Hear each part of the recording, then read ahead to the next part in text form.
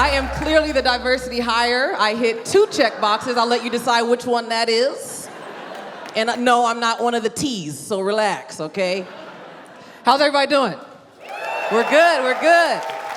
I'm excited to be here. I'm based out of LA and I do a lot of traveling with comedy. Every time I travel, somebody's like, oh my God, you live in LA, how? It's getting so bad. I'm like, bitch, where have you been? Nobody has ever said I need peace and tranquility. Let me move to fucking South Central, bitch. Like, it's been bad, you know? My mom called me the other day. She's like, Kalea, I want you to be careful. I was watching the news. There was a flash mob robbery in the Gucci store. Bitch, what does that have to do with me? Like, the most expensive thing I have on right now is a tampon, and that's a problem. That's crazy. I'm risking toxic shock as much as these things cost up in this bitch. I'm hour 7. You understand me? If I could just stand like this for 3 to 5 days, a bitch would, just real hard. Concentrate. Shit is crazy. They're doing these things in LA now called follow home robberies. Have y'all heard of this? They're like, no, because it's safe here. Congratulations. Listen, I'm purposely walking the streets at 2 a.m. tonight, and I don't care. I love it. So they're doing these things, follow home robberies. So somebody, you'll be in the store, like in the mall, like in a high-end store, like the Gucci store or something like that, and somebody will be watching you in the store. They will then follow you to your car, where they have a team of people who follow you home and rob you in your driveway, in your garage. Y'all are looking at me terrified. I didn't do it. I read about it on Facebook. I'm 30. So it's like when I'm hearing about these robberies, I'm like, I don't see how you could do, because as a black person, you can't follow me all the way home now. You understand me? I'm always looking behind me because there's weed in the car. I need to know. Like, is that a bike rack or is that the cops? Oh shit, put it in your coochie, bitch, that's the cops. Then when the cops drive by, you act like you ain't see him, you just start dancing and shit. He's still there? Shit, there's a red light? Follow home robberies. Listen, if I'm driving and you make the same 2 turns as me, I'm not going home anymore, nigga. I'm just going. I'm gonna let you pass me, I'm gonna follow you for a little bit, see who sent you. Make no sense. I got fired from Uber like that. That's a true story. Pre-pandemic, they were selective. Lady got in my car talking about she was late for work. I'm like, bitch, this Celica has been behind us for 2 miles. I don't know if it's you or me, but I'm gonna slow down. You can roll out, bitch, but we're not stopping. I owe people. You never know. Follow home robberies. That is absurd. That is absolutely crazy. I was visiting home. I'm originally from the Bay Area near San Francisco. I was doing some shows. I like to make some time, spend time with family while I'm doing shows up there. I'm with my dad. Now, I'm gonna start this off by, my dad is in his 70s. He's a black man, clearly. So he's pretty much, he doesn't like anybody anymore. Like, I told him I was going to Canada. He said, you be careful up there with them folk. I don't know who them folk is, but I think it's y'all.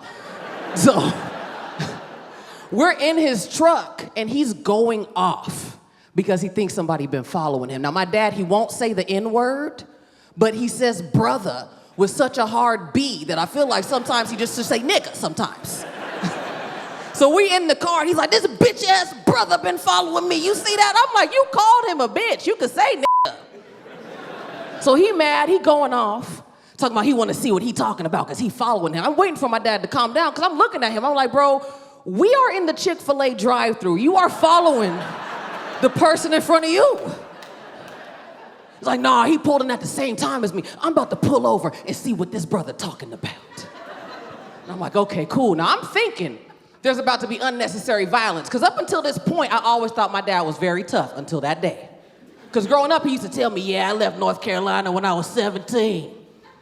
Moved to Oakland, joined the Black Panthers, that's where I met your mama. And he always rubbed his dick when he say, met your mama. You know?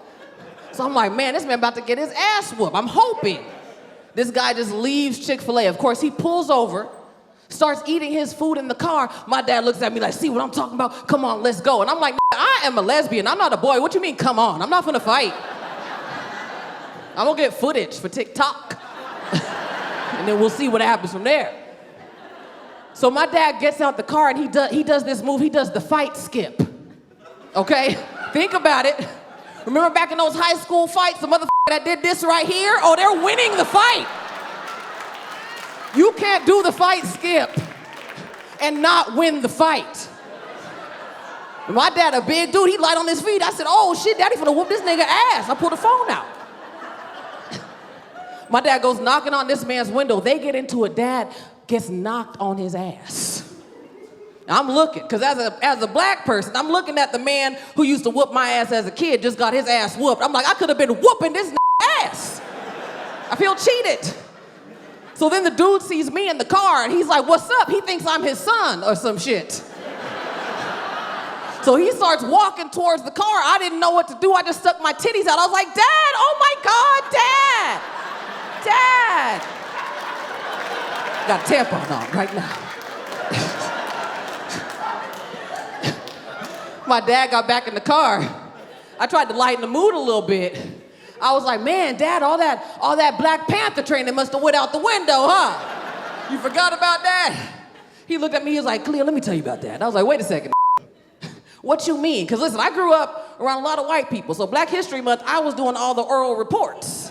And I used to brag on this man. I used to be like, oh, Martin Luther King is cool, but my daddy didn't turn no cheeks, you know? I used to brag. He was like, about that Black Panther stuff. When I left North Carolina and came to Oakland, I didn't realize, but them really had guns. I'm like, yeah. He's like, well, I just support from a distance. I was like, what, are you a sports bra? What do you mean you support from a distance? He's like, I donate. I'm like, I've been bragging on you for 20 plus years and you out here handing out pamphlets, man, f*** you. You deserve to get your ass beat. My name is Kalea Mcneill. You guys have a wonderful night. Give it up for your host and everybody else you see tonight. Thank you.